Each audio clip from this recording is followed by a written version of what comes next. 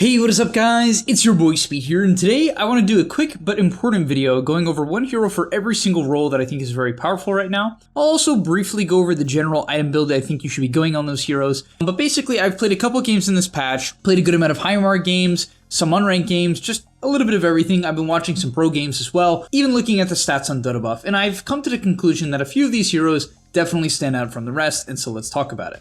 Also, I want to quickly let you guys know that if you want to become even more broken, what you should do is go sign up to the gameleap website. Currently, it is 50% off, so if you want to sign up, you're going to get exclusive content that I make over there where I'm going to talk about the pro games that I play in DPC Division 1. I'm going to do analysis for those games. I'm going to talk about patch content, go over all the new builds that you can try. Also, what I'm going to do for the website is I'm going to play games and experiment with these new builds, kind of analyze those games, do live game analysis over there as well. So if you're interested in that type of thing, use code RANK50, or repeat that, no spaces, RANK50 for 50% off. Use that when you're checking out.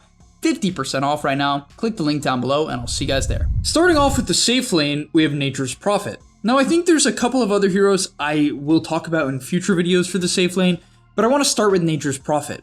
Now he received absolutely no buffs in the recent patch, so why is he good? Well, I think the main reason why this hero is good is simply the other heroes of the meta are falling off. That's number one, okay? I don't think a lot of the other carries are nearly as powerful as they once were. Heroes like Luna, Medusa, while they're still powerful and are viable, and heroes like Wraith King and Terrorblade and Juggernaut are all very strong right now, I think Nature's Prophet fulfills a very cool role in the current state of Dota. I think this hero with these Deathball team comps is very powerful. I've actually recently had to play against a plethora of these Deathball team comps, and frankly, they're very hard to deal with right now. In fact, a hero I'll be talking later on into the video really plays into this and plays well with Nature's Prophets. And the build I recommend you go in the majority of games is a Robe of Magi with 3 branches as your starting items. Into Treads, after Treads, go for Maelstrom, after Maelstrom, go for your Shard, after Shard, into BKB. From there, things get a little bit weird. The general options you have are a Witchblade after the BKB, which I think is okay, but a little bit situational.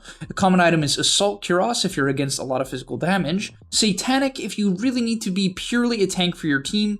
Silver Edge if the break is useful and you just want to generally be more DPS. And maybe Bloodthorn if you really need to be some lockdown for your team. And basically, what's really powerful about this Prophet carry is you're one of the best farming heroes in the game with practically no losing matchups. Furion in the safe lane is honestly better than Furion in the off lane, and I think the main reason I believe this is 2 reasons. Number 1, the hero, when it can't be chased down in the early levels, is really hard to play against.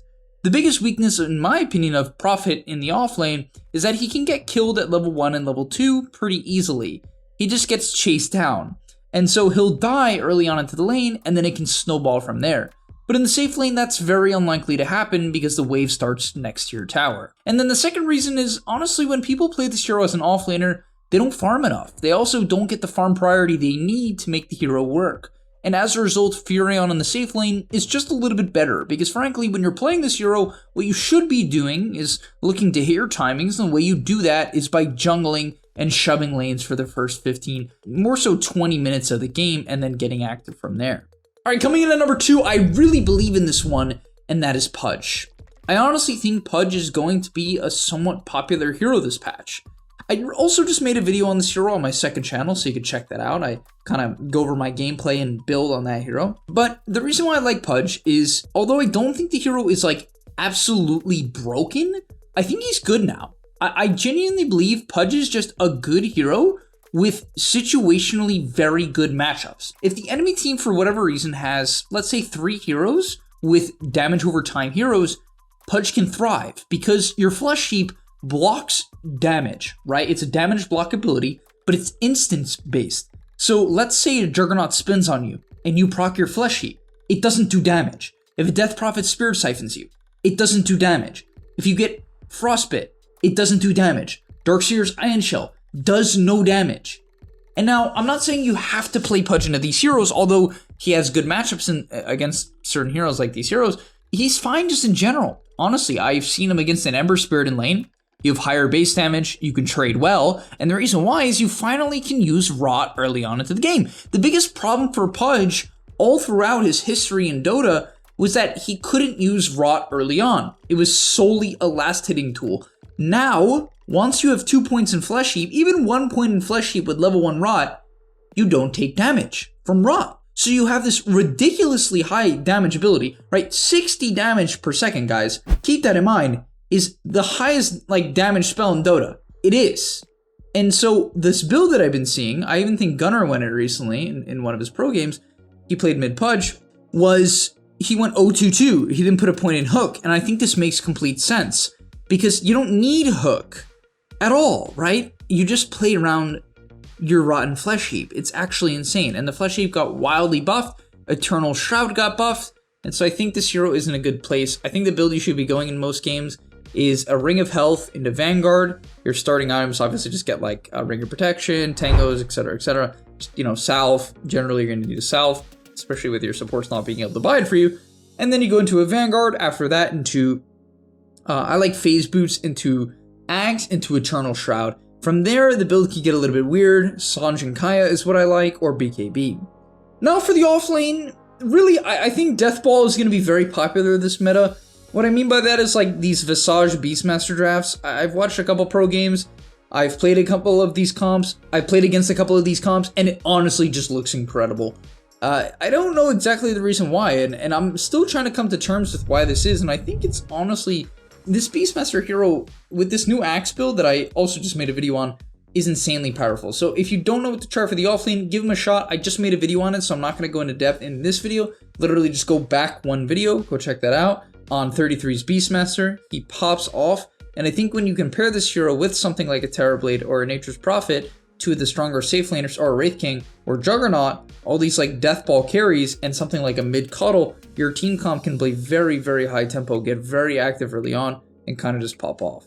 Coming in for the position 4 role, I wanted to put this hero mid, but I want to talk about ZEUS very briefly, as I also just made a video on this hero. But I think ZEUS is honestly just a really good pub hero. His win rate is currently 52% in pubs, and I actually think it's going to go up over time, as long as people continue to buy the Shard. And after the Shard, I actually really like Aether Lens and Ags.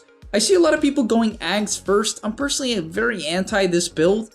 I don't really understand the value of getting an early Nimbus if you don't have your Shard. Your damage just gets completely destroyed, as your Shard is just insane. And then it's very hard to cast your Q or Lightning Bolt in teamfights without Aether Lens. It just is. Obviously, you have Heavenly Jump, which helps a little bit, but I don't really feel like it's enough. I often just feel like you'll die anyway, or you'll at least not be able to cast as many Qs and Ws as you may want. So all in all, I think ZEUS should be played in a very greedy position 4 style. Basically, what I mean by this is if your offlaner leaves his lane, take the offlane. If your mid laner leaves his lane, take the mid lane. If your safe laner leaves his lane, take the safe lane. Get your farm, get your levels. Don't be afraid to miss a team fight here and there in the early game. Your hero is not underwhelming, but not great in the early game. Your main timing is going to be your Shard when you're level 10. You have, let's say, 4 points in Lightning Bolt, 4 points in your Heavenly Jump. As support, I honestly think you can go one of two routes. I think most support Zeuses should max Lightning Bolt because you don't have enough mana to max the other ability. But if you're going crazy on the farm, you can get away with maxing your Q so that you can shove lanes. You're just going to have to play really greedy with your mana boots. You're going to have to ship some clarities and try to get the Voidstone component for that Aether Lens as soon as humanly possible. And finally, coming in at number 5 is my favorite position 5 to play personally, and that is Winter Wyvern. I will admit that a lot of these heroes on this list are a little bit difficult to play. I think Nature's Prophet is very hard. I think Beastmaster is honestly somewhat difficult, not insanely hard. The Max Axis build is a little bit more simple. Even the Micro on Beastmaster isn't too difficult. But I think Wyvern is very hard to play. In fact, I would argue Wyvern is like a top 5 hardest hero to play. I think he's up there with Invoker. Now you might be saying, Speed, are you out of your mind? Are you really telling me Winter Wyvern is as hard as to play as his Invoker? Well, when it comes to properly casting spells, yeah. Cold Embrace is like... the amount of griefs you see with Cold Embrace in your average Wyvern game is insane. And I'm not gonna lie, Winter's Curse is like the hardest ultimate in the game.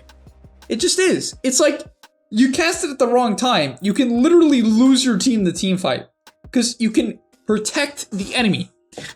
I've seen many Wyvern's Curse. I've casted many Wyvern's Curses, or Winter's Curses, that save the enemy. In my most recent Wyvern game in a pub, I literally Winter's Curse a Necro's Reaper Scythe.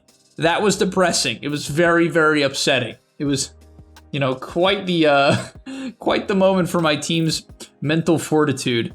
I don't know how else to put that, but yeah, the reason why I think this hero is good is I think it's very good against this like death ball.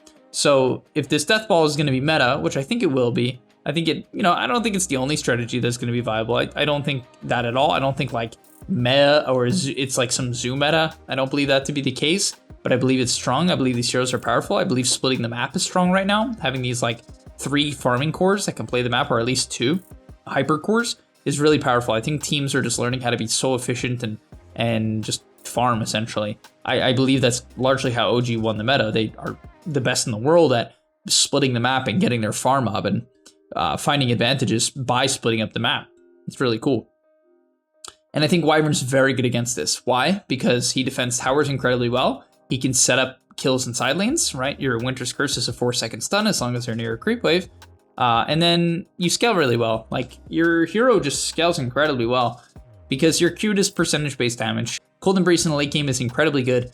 Even your W, when you get the Splinter Blast Shadow Radius, which you should take, it's so good at canceling blinks, and it's like the best wave clear in the game with your Shard. So I really think this hero has a lot of potential. I think it's one of the best in the game as a 5.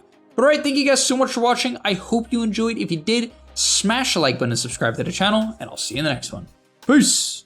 And that's all, but remember, before you leave, come on, before you tune out, subscribe to the gameleap website where we are going to help you get to the next rank. If you're stuck, click the link down below, and I'm out.